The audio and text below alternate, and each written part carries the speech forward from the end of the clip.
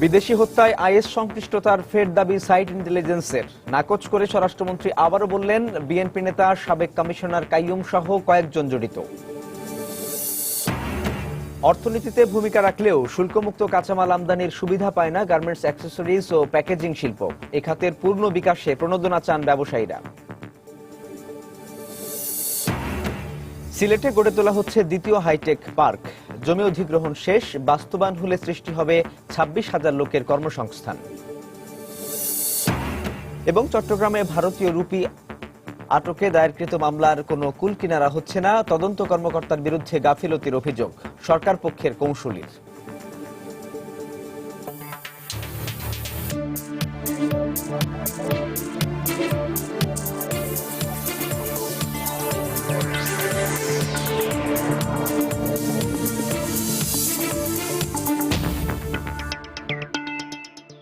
দেখছিলেন শিরোনাম। আমন্ত্রণ জানাচ্ছি দেশ ও দেশের বাইরের অর্থ বাণিজ্যের নানা খবর নিয়ে আমাদের নিয়মিত আয়োজন এই সময়ের বাণিজ্যে।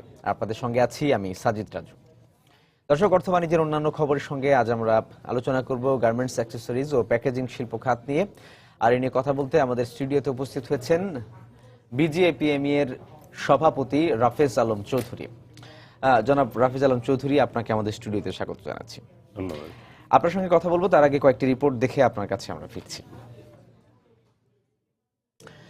দুই বিদেশি হত্যা ও হোসেনি দালানে বোমা হামলার সাথে আইএস জড়িত বলে সাইট ইন্টেলিজেন্স গ্রুপের দ্বিতীয় দফা দাবিও নাকচ করে দিয়েছেন স্বরাষ্ট্রমন্ত্রী আসাদুজ্জামান খান কামাল।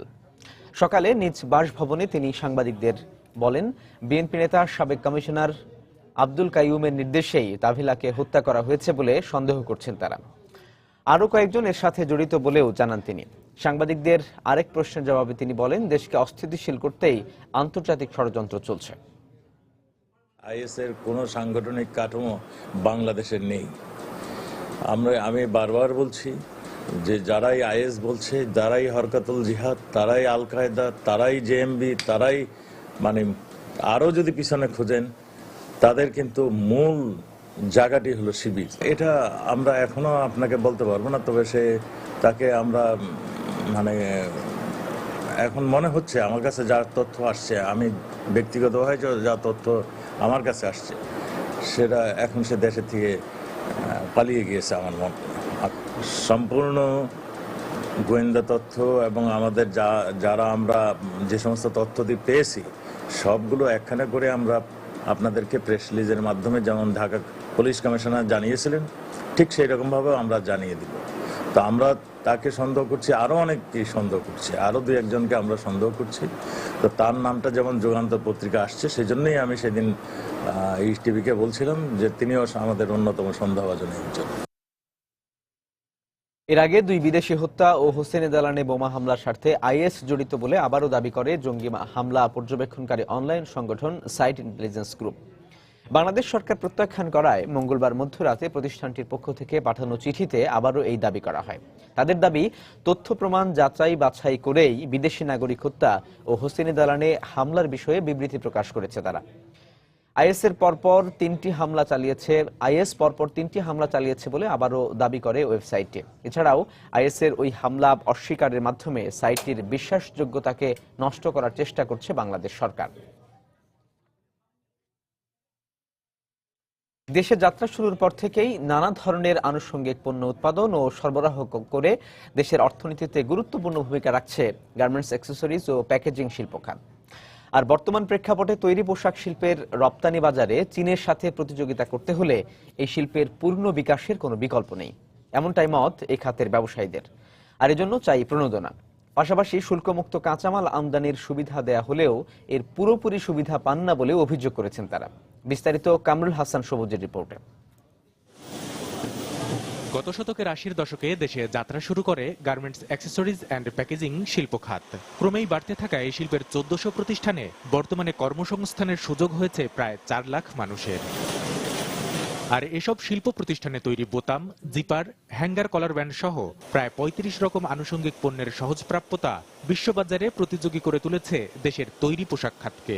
বিভিন্ন দেশে বাড়ছে এ খাতের সরাসরি রপ্তানিও। তবে এই শিল্পের বিকাশে সরকারি সহযোগিতার অভাব রয়েছে বলে অভিযোগ ব্যবসায়ীদের। যেসব আইটেমস গুলো আমাদের প্রয়োজন হয় গার্মেন্টসকে সম্পূর্ণ করবার জন্য 95% আমরা এখানে করছি। সব এক্সপোর্ট সেক্টর গভর্নমেন্ট কিছু না কিছু ইনসেন্টিভ দেয়, যেটা আমাদের ক্ষেত্রে কখনো আমরা এখনো পর্যন্ত পাই নাই। এদিকে এই শিল্পের কাঁচামাল আমদানিতে শুল্কমুক্ত সুবিধা দেয়া হলেও এর সুফল পেতে রাজস্ব কর্মকর্তাদের সহযোগিতা প্রয়োজন বলে মনে করেন ব্যবসায়ীরা।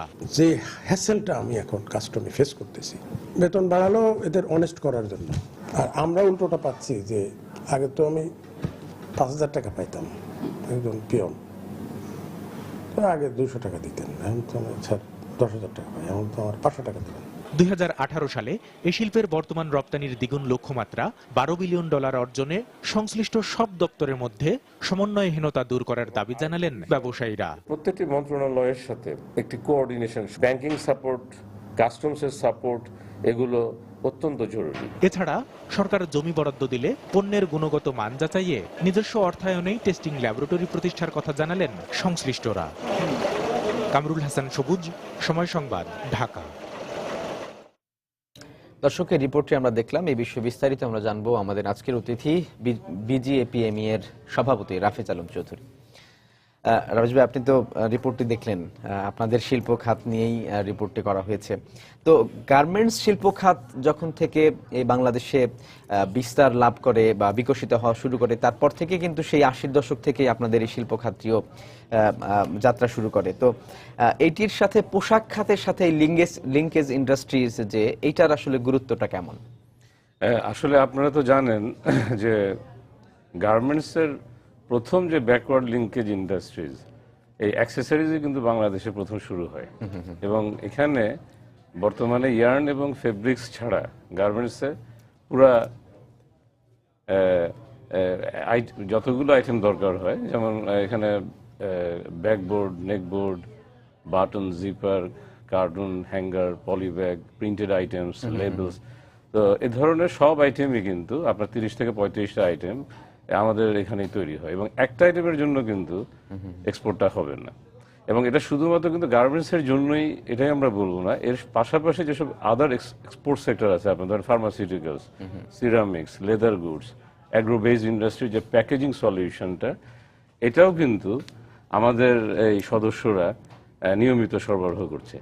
তো এটার অর্থনীতিতে বর্তমানে এক্সপোর্টের দিক যদি বিবেচনা করা হয়, অত্যন্ত গুরুত্বপূর্ণ ভূমিকা রাখছে। গার্মেন্টসের জন্য তো বটেই, কারণ গার্মেন্টসের যে কাস্টমারদের আগে যে লিড টাইমটা দিত, আপনি যে 80-র দশকের কথা বললেন, যখন ইন্ডাস্ট্রিগুলো শুরু হয় গার্মেন্টস সেক্টরের, তো সেখানে যে পরিমাণ লিড টাইম পেত, এখন কিন্তু কাস্টমার একদম মিনিমাম একটা লিড টাইমে কাজ করছে। এবং যেখানে এই অ্যাক্সেসরিজগুলো যদি সেরকমভাবে ইম্পোর্ট করে নিয়ে আসতে হতো, গার্মেন্টসে কিন্তু এখন আর ইন্টারন্যাশনাল মার্কেটে কম্পিট করা কোনোভাবেই সম্ভব হতো না। তার মানে আপনারা বলছেন যে আপনারা দেশের বাইরে রপ্তানিও করছেন? হ্যাঁ, তা তো বটেই। এবং আমাদের এখানে যে টার্নওভার আমাদের লাস্ট ফিসক্যাল ইয়ারে ছিল ক্লোজ টু $6 বিলিয়ন, তো এটা 20% আমরা কিন্তু সরাসরি এক্সপোর্টও হচ্ছে। তো এটা যেটা আগে শুধুমাত্রই আমাদের এখানকার এক্সপোর্টার্সদেরকে দেওয়া হতো, যেটা ডিম এক্সপোর্টার হিসাবে কাজ হতো আর কি। পোশাক, আপনারা তো কাঁচামাল আমদানিতে শুল্কমুক্ত সুবিধা পান এই ইন্ডাস্ট্রির জন্য, তো আপনাদের একটা অসন্তোষের কথা আমরা রিপোর্টটি থেকেও জানলাম। তো এই অসন্তোষটা আসলে কোথায়, আপনারা সমস্যায় পড়েন কোথায় কোথায়? আসলে সরকার আমাদেরকে এই সেক্টরটাকে, এক্সপোর্ট সেক্টরটাকে প্রমোট করবার জন্য এখানে কিন্তু ডিউটি ফ্রির একটা ফ্যাসিলিটিস আমাদেরকে, র মেটেরিয়াল আমরা আনি, যেটা আপনার রিপোর্টে এসছে।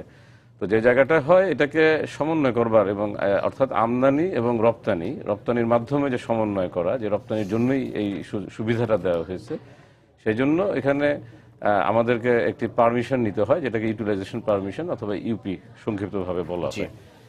তো এটা বিজিএমইউ কিন্তু নিতে হতো পোশাক শিল্প খাতে।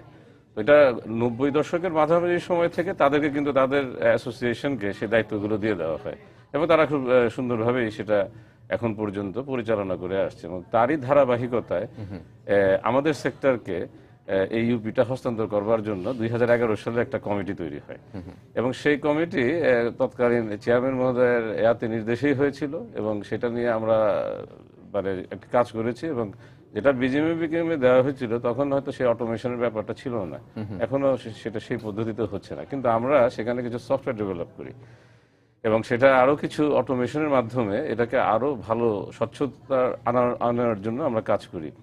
কিন্তু এবং একটা পর্যায়ে মাননীয় অর্থমন্ত্রী মহোদয় এই বিষয়টাকে কিন্তু উনি আমাদেরকে মানে একটি সম্মতিও দেন এবং একটা নির্দেশও দেন এই হস্তান্তর করবার জন্য। কিন্তু আনফরচুনেটলি এটা আজও অবধি এটা কার্যকরী হয়নি। মাঝখানে এটা হতে গিয়েও দেখা গিয়েছে যে সার্কুলারটা ইস্যু হচ্ছিল, সেটা আমাদের জন্য সহায়ক হতো না। আমরা বলছি রাজস্ব কর্মকর্তাদের তো যে জায়গাটায় আসলে এই ইউপিটা যদি আমাদের কাছে হস্তান্তরিত হয় ক্ষমতাটা আর কি, তাহলে যে জিনিসটা আমরা কম সময়ে এবং আমরা একটি যে কিছু হ্যারাসমেন্ট অনেক সময় হয়ে থাকে সেই জায়গাগুলো থেকে আমাদের সদস্যরা একটা স্বাচ্ছন্দ্যে কাজ করবার একটি সুযোগ পাবে এবং সেখানে সময় এবং কিছু অন্যান্য সাশ্রয়ীভাবে কাজ করবার সুযোগ তৈরি হবে। এটি একটা অত্যন্ত প্রয়োজনীয় বর্তমান সময়ে, যেহেতু নানাবিধ ঝামেলার মধ্যে এই সেক্টরও আছে এবং আপনারা জানেন হয়তো গার্মেন্টস সেক্টরও আছে। তো সেই জায়গাটায় আমাদের এই সময়টা কালেক্ষেপণ কমানো এবং অন্যান্য দিক থেকে একটি স্বাচ্ছন্দ্যে কাজ করবার সুযোগ তৈরি করা অত্যন্ত জরুরি। আচ্ছা আচ্ছা, মানে সব ব্যবসায়ীদেরই একটা ব্যাপার থাকে যে সরকারের কাছে তারা প্রণোদনা চায়। আপনাদের এই ক্ষেত্রেও প্রণোদনার কথা আমরা শুনলাম, তো প্রণোদনাটা আপনাদের কেন দরকার? না দেখেন, একটা জিনিস আপনারা যদি খেয়াল করেন, প্রত্যেকটা সেক্টরেই একদম প্রাথমিক পর্যায় থেকে কোনো না কোনো সময় এক্সপোর্টকে বিশেষ করে এক্সপেডাইট করবার জন্য এবং বিশেষ করে গ্লোবাল মার্কেটে কম্পিটিটিভ হওয়ার জন্য প্রণোদনা দেওয়া হয়েছে এবং এটার একটি উদ্দেশ্য ছিল যে যাতে আমাদের নানাবিধ যে প্রতিবন্ধকতাগুলি যেহেতু দেশে থাকে, যেমন ইনফ্রাস্ট্রাকচারের সমস্যা, গ্যাস, ইলেকট্রিসিটি, কখনো হয়তো আপনার পলিটিক্যাল আনরেস্ট, এসবকে কম্পেনসেট করবার একটা প্রক্রিয়াতেই কিন্তু এই প্রণোদনাটা দিয়ে দেওয়া হয়। কিন্তু আমাদের এই সেক্টরটা এতটা গুরুত্বপূর্ণ একটা ভূমিকা রাখা সত্ত্বেও আপনি যদি নোটিস করেন আজও অবধি কিন্তু কোনো প্রণোদনাই দেওয়া হয়নি। আচ্ছা, তো এটা তো একটা ডিসক্রিমিনেশন। আপনার যেখানে প্রত্যেকটা সেক্টর আপনার এক্সপোর্ট সেক্টরকে প্রমোট করবার জন্য সেটা দেওয়া হয়েছে, যেখানে হয়তো কেউ $1 বিলিয়ন টার্নওভার করছে না, আর যেখানে আমরা তার সাথে অনেক গুণ বেশি করেও দেখা যাচ্ছে যে আরো যেখানে একটা বড় মার্কেট আমরা তৈরি করবার চেষ্টা করছি। যেমন আমরা 2018 সালে আমাদের $12 বিলিয়ন যে টার্গেটটা আমরা আরো কয়েক বছর আগে করেছিলাম, তো সেগুলো গ্লোবাল মার্কেটে কম্পিট করবার জন্য আপনাকে কিন্তু সেই জায়গাগুলোতে আরো কম্পিটিটিভ হইতে হবে এবং আরো সাশ্রয়ী কিছু প্যাকেজ আমাদেরকে দরকার। তো সেটারই আলোকেই আমরা চেয়েছি, আমরা বাড়তি কিছু কিন্তু আসলে কখনো আচ্ছা, প্রণোদনাটা কি আপনারা এই জন্য চাচ্ছেন যে অন্যান্য শিল্প খাতে প্রণোদনা দেয়া হয়, এই জন্য আপনাদেরকে দেয়া হচ্ছে না বলে আপনারা চাচ্ছেন, নাকি যৌক্তিক কোনো কারণ আছে? আমি তো অলরেডি আপনাকে যুক্তিটা ব্যাখ্যা করলাম। সেটা হলো যে কারণে অন্যান্য সেক্টরগুলিকে দেওয়া হয়েছে, আমাদের সেক্টরটা তো বিচ্ছিন্ন কিছু না। তো সেই সেক্টরগুলিকে কম্পিটিটিভ করবার জন্য কতগুলো প্যাকেজ দেওয়া হয়েছে। কোনো ক্ষেত্রে হয়তো নতুন একটা মার্কেট তৈরি করবার জন্য সেখানে প্যাকেজ দেওয়া হচ্ছে। সেখানে আমাদের সেক্টরটা যেটা অলরেডি নিজেদের এক্সপোর্ট সেক্টরকে আমরা প্রমোট করছি বা আমরা সাপোর্ট অ্যাসিস্ট করছি, সেখানে তার এবং অ্যাপার্ট ফ্রম দ্যাট আমরা বাইরেও এক্সপোর্ট করছি। তাই এক্সপোর্ট মার্কেটটা, এই গ্লোবাল মার্কেটটাকে যদি আমাদেরকে নিতে হয় তাহলে তো, এবং নিজেদেরকেও যদি সার্ভাইভ করতে হয়, তাহলে তো এই প্যাকেজটাই দরকার। অন্যরা দিচ্ছে বা পাচ্ছে সেজন্য আমাদের না, আমি বলছি যে যুক্তিতে দেওয়া হয়েছে সেই যুক্তিটা আমাদের জন্য ইকুয়ালি প্রযোজ্য, কিন্তু সেটা দেওয়া সেই ক্ষেত্রে আমরা সেটাই চাচ্ছি। আপনারা তো অনেক বড় একটি শিল্প খাত এবং এখানে প্রায় 40 লাখের মতো বেশি মানুষ কাজ করেন এবং চীনের সাথে একটা বড় ধরনের প্রতিযোগিতার সম্মুখীন আপনারা হয়েছেন। তো তাদের সাথে প্রতিযোগিতার ক্ষেত্রে প্রযুক্তি, বাজার বা পণ্যের যে বহুমুখীকরণ এবং পণ্যের যে মান, সেদিক দিয়ে আমরা আসলে কতটা সক্ষমতা অর্জন করেছি আমরা নিজেরা? আমাদের সক্ষমতা কিন্তু অবশ্যই বিশ্বমানের, কারণ আমরা আমাদের গার্মেন্টস যে কোনো ব্র্যান্ডেরই কাজ করে, যে কোনো ধরনের উন্নত ব্র্যান্ড, এবং সেখানে যা অ্যাক্সেসরিজ দরকার হয় পুরোটাই আমরা 95% আমাদের সদস্যরা অ্যাকচুয়ালি সরবরাহ করে থাকে, যার ফলে পণ্যের গুণগত মান নিয়ে কিন্তু কোনো সমস্যা নাই। আর গার্মেন্টসকে যেমন $50 বিলিয়ন যে ভিশন 21-এ যে টার্গেটটা করেছে, অ্যাক্সেসরিজ কিন্তু আপনার প্রায় $10 বিলিয়ন অ্যাক্সেসরিজে দিতে হবে, গার্মেন্টস অ্যাক্সেসরিজ। তো সেই ক্ষেত্রে বর্তমানের সক্ষমতা এবং তখনকার সক্ষমতা বরঞ্চ কোনো অংশেই কম হবে না, কিন্তু আমাদেরকে সাশ্রয়ীভাবে জিনিসটা সরবরাহ করতে হবে গার্মেন্টসের স্বার্থে এবং আমাদের অ্যাক্সেসরিজের স্বার্থে। এবং আপনার রপ্তানি করেন কোন কোন দেশে? এখন পর্যন্ত বাজার বিশ্বের কোন কোন দেশের সাথে আমরা আপনাদের ব্যবসা চলছে? আপনার ধরেন মূলত ইস্টার্ন ইউরোপের কিছু দেশে, সাউথ আফ্রিকাতে আমাদের যাচ্ছে, শ্রীলঙ্কায় যাচ্ছে, মিডল ইস্টের কিছু জায়গায় আমাদের যাচ্ছে, কারণ আমরা গার্মেন্টস অ্যাক্সেসরিজ এবং প্যাকেজিং দুইটা মিলাই কিন্তু আমরা মার্কেটে কাজ করি এবং ইন্টারন্যাশনাল মার্কেটেও কাজ করছি। তো এবং আরো কিছু দেশে, যেমন আমরা সম্প্রতি মিয়ানমারের সাথে আমাদের কিছু আলোচনা হয়েছে, তাদের গার্মেন্টস অ্যাসোসিয়েশনের একটা ডেলিগেট এখানে এসেছিল, তাদের চেয়ারম্যান সহ। সেখানে আমাদের কিছু কিছু জায়গা আমরা এক্সপ্লোর করছি। আমার মনে হয় অদূর ভবিষ্যতে সেগুলো ওপেন হবে আর কি। আচ্ছা, রপ্তানির ক্ষেত্রে টিপিপি চুক্তি কি আপনাদের উপর কোনো প্রভাব বিস্তার করতে পারবে, বা টিপিপির এর কোনো প্রভাব পড়বে কিনা আপনাদের এই শিল্পে?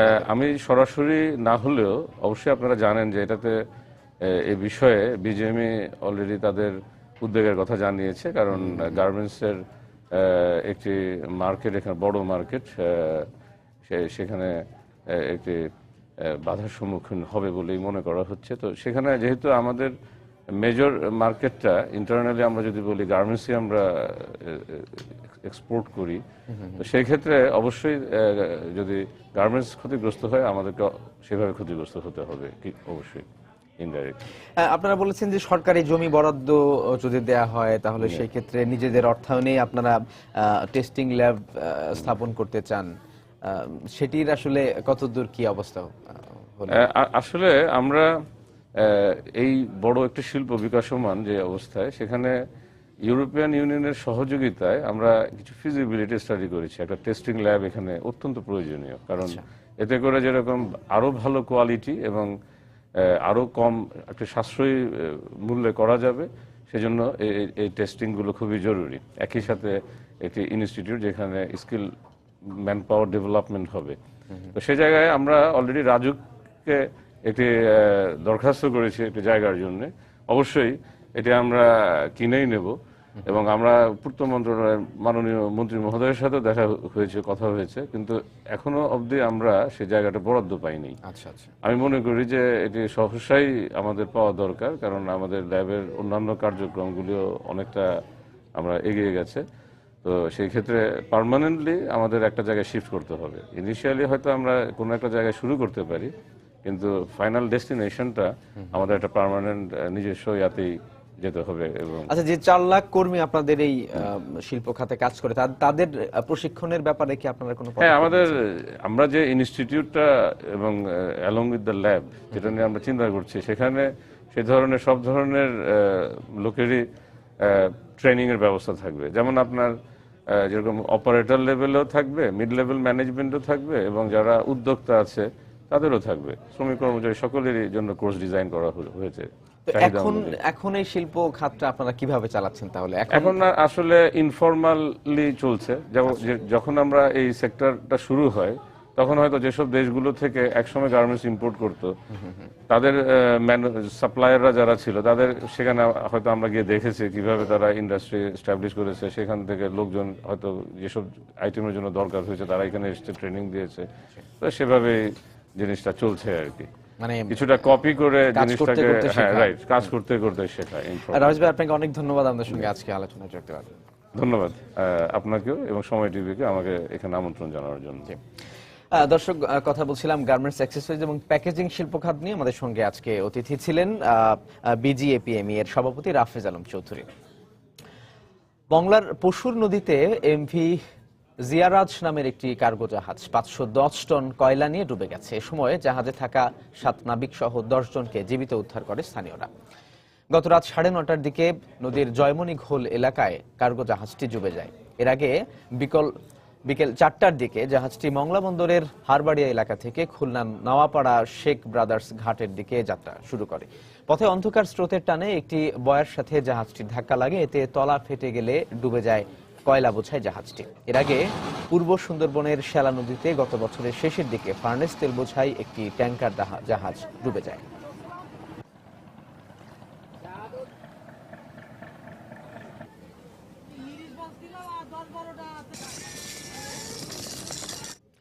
দর্শক, এই মুহূর্তে ঘটনাস্থলে আছেন আমাদের রিপোর্টার তরিকুল ইসলাম। আমরা সরাসরি চলে যাচ্ছি তার কাছে। তরিকুল, আপনার কাছে এই ব্যাপারে কি সবশেষ কি খবর আছে?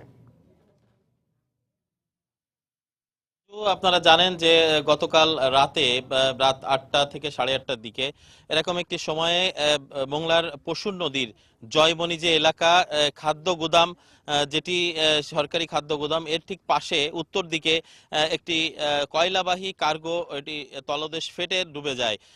এখানে খুলনা জয়মণি এলাকা থেকে এটি মোংলা থেকে যশোরের নোয়াপাড়ার উদ্দেশ্যে এটি যাচ্ছিল। এটি যাওয়ার পথে যে নদীতে বয়াতে আঘাতপ্রাপ্ত হয় এবং এর ফলে তলদেশ ফেটে এখানে এসে এটি আস্তে আস্তে ডুবতে থাকে নদীতে। তো আমি যেখানে দাঁড়িয়ে আছি ঠিক এর পাশেই আমার ডান পাশেই একটি জায়গায় এখানে পানিতে তলিয়ে গেছে। জোয়ারের পানিতে এটি আসলে এই মুহূর্তে দেখা যাচ্ছে না যদিও, কিন্তু ভাটার সময় এটি কিছুটা অংশ দেখা যাচ্ছে এবং এর সামনের অংশটি উপর দিকে জেগে আছে এবং নিচের অংশটি ধীরে ধীরে নিচে নেমে যাচ্ছে। এবং এইখানে আপনারা জেনেছেন যে কয়লা ছিল এই কার্গোতে 510 মেট্রিক টন। এই 510 মেট্রিক টন জ্বালানি কয়লা যেটি এটি যাচ্ছিল যশোরের নোয়াপাড়া এলাকায় এবং ভৈরব নদী দিয়ে এটি নোয়াপাড়াতে যাওয়ার কথা ছিল। তো এখানে নাবিক ছিল, এখানে 7জন যে কর্মচারী ছিল নাবিক সহ, এই 7জন কিন্তু নিরাপদে পৌঁছে গেছে। পাশাপাশি যে কয়লা বহন করছিল সেই মালিক পক্ষের 3জন লোক ছিল এখানে, তারাও নিরাপদে, মোট 10 জন ছিল, এই 10 জন নিরাপদে পৌঁছে গেছে বলে আমাদেরকে কোস্ট গার্ড আমাদের জানিয়েছেন। তো আমরা একটু আগে কোস্ট গার্ডের সাথে কথা বলেছি। এছাড়া এখানে স্থানীয় প্রশাসনের কাউকে কিন্তু আমরা দেখতে পাচ্ছি না যে এইটি উদ্ধার করবে, এই ধরনের কোনো তৎপরতা কিন্তু আমরা এখানে এসে আমাদের চোখে পড়েনি। এবং আমরা যে কয়লা মালিক বা যে কার্গোটি ডুবে গেছে এমবি জিয়া রাজ, এর যে মালিক পক্ষ আমরা কাউকে এখানে আমরা এখনো খুঁজে পাইনি। তো কোস্ট গার্ড আমাদেরকে একটু আগে জানিয়েছে যে তারা ঘটনাটি আমাদেরকে জানিয়েছে যে এবং এই ঘটনাটি যে ডুবে যাওয়ার ঘটনা এই কার্গোটি, এবং পাশাপাশি তারা এখানে এসে তারাও কাউকে পায়নি এবং তারা বলছে যে এখানে সর্বক্ষণিক তারা এখানে প্রহরায় রয়েছেন। তো রাজু, আমার কাছে এই ছিল মোংলার জয়মণি এলাকা থেকে কার্গো ডুবে যাওয়া কার্গোর সর্বশেষ। সহকর্মী তরিকুল ইসলাম, তিনি সুন্দরবনের জয়মণি এলাকা থেকে জানাচ্ছিলেন কয়লা বোঝাই যে কার্গো জাহাজটি ডুবে গেছে তারই সবশেষ খবরাখবর। সিলেটের গড়ে তোলা হচ্ছে দ্বিতীয় হাইটেক পার্ক। এই লক্ষ্যে তথ্য ও যোগাযোগ প্রযুক্তি মন্ত্রণালয় সিলেটের কোম্পানিগঞ্জে 163 একর জমি অধিগ্রহণ করে বাংলাদেশ হাইটেক পার্ক কর্তৃপক্ষের কাছে হস্তান্তর করেছে।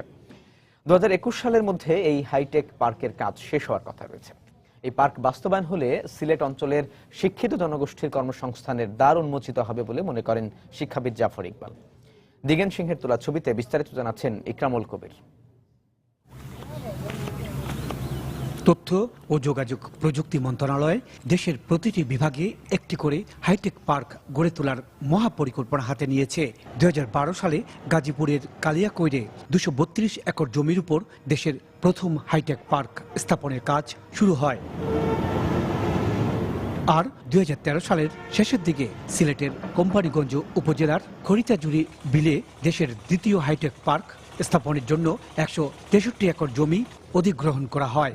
যত তাড়াতাড়ি সম্ভব এটা আমাদের বুঝাই দেওয়ার পরে আমরা হাইটেক পার্কে বুঝাই দিব, বুঝাই দেওয়ার পরে বিজ্ঞান ও প্রযুক্তি মন্ত্রণালয়কে বুঝাই দেওয়ার পরেই এটা দ্রুতগতিতে শুরু হবে। 2021 সালে 26,000 জনশক্তির কর্মসংস্থানের লক্ষ্য নিয়ে সিলেট হাইটেক পার্কের উন্নয়ন কাজ চলছে।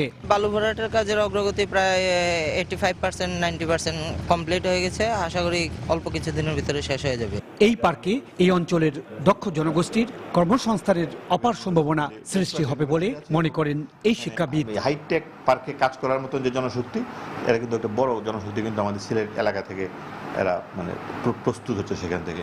কাজে আমি মনে করি এটা সঠিক সিদ্ধান্ত। হাইটেক পার্কগুলোতে অ্যাগ্রো ইঞ্জিনিয়ারিং, অটোমোবাইল, মেডিকেল সামগ্রী, গার্মেন্টস ও টেক্সটাইল শিল্পের গবেষণা ও উন্নয়ন, তথ্য প্রযুক্তির নতুন নতুন ডিভাইস সহ বিশ্বমানের পণ্য তৈরি হবে। ইকরামুল কবির, সময় সংবাদ, সিলেট। চট্টগ্রাম বন্দর এবং বিমানবন্দরে ভারতীয় রুপি আটকের ঘটনায় দায়েরকৃত 2টি মামলার তদন্তে কোনো কুলকিনারা করতে পারছে না তদন্তকারী সংস্থাগুলো। নতুন করে যেমন এই চক্রের কাউকে গ্রেপ্তার করা যায়নি, তেমনি জব্দকৃত রুপিগুলো আসল না নকল তা নিশ্চিত হতে এখনো পরীক্ষার জন্য পাঠায়নি তারা। এই অবস্থায় তদন্ত কর্মকর্তার বিরুদ্ধে গাফিলতির অভিযোগ করেছেন সরকার নিয়োজিত কৌঁসুলি। বিস্তারিত জানাচ্ছেন কমল দে। নিয়ম অনুযায়ী যে কোনো মুদ্রা আটকের পর তা পরীক্ষার জন্য পাঠানো হয় বাংলাদেশ ব্যাংকের কাছে। সেখান থেকে নিশ্চিত হতে হয় জব্দকৃত মুদ্রা আসল না নকল। দীর্ঘদিন ধরে এই রীতি চলে আসলো। সাম্প্রতিক সময়ে চট্টগ্রামে আটক হওয়া ভারতীয় রুপির 2টি চালানের ক্ষেত্রে তা মানা হচ্ছে না।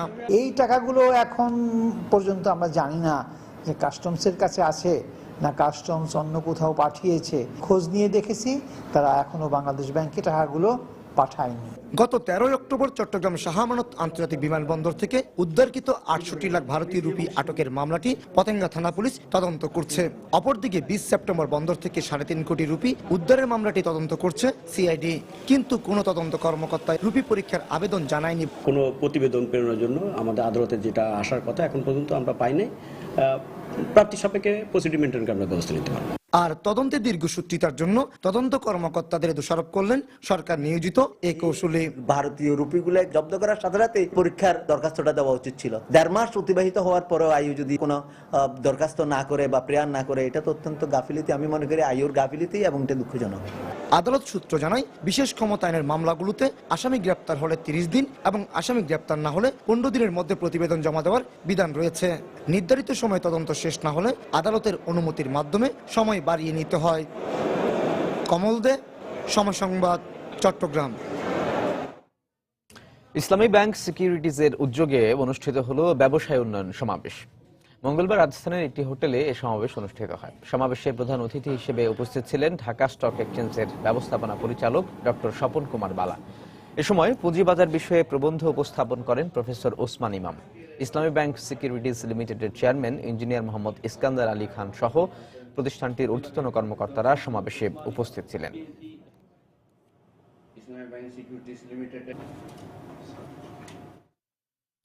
এবার দেশের বাইরের অর্থ বাণিজ্যের খবর।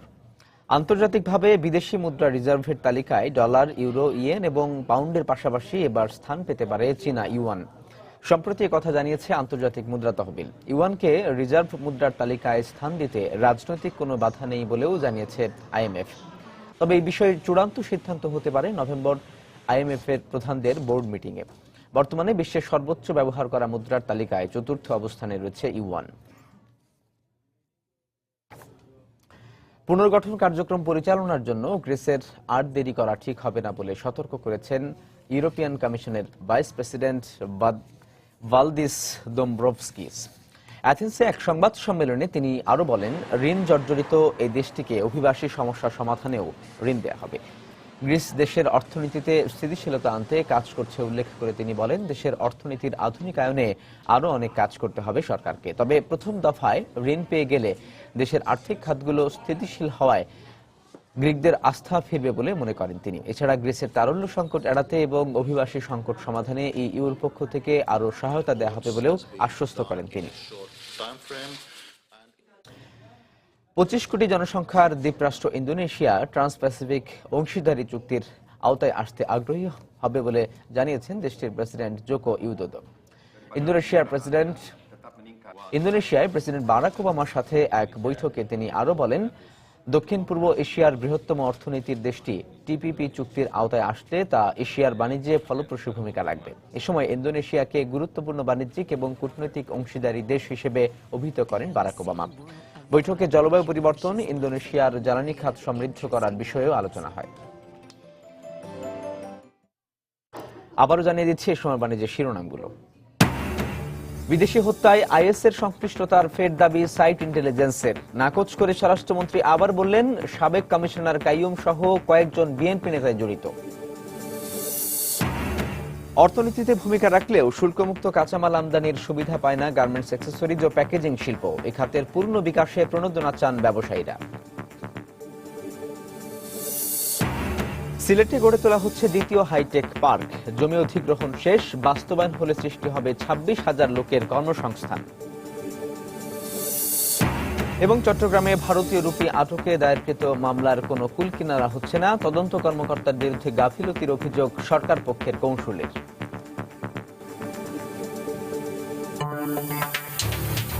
এই ছিল এই সময়ের বাণিজ্যে। যে কোনো খবর পেতে ভিজিট করুন সময়নিউজ.tv আর সঙ্গে থাকুন সময়ের।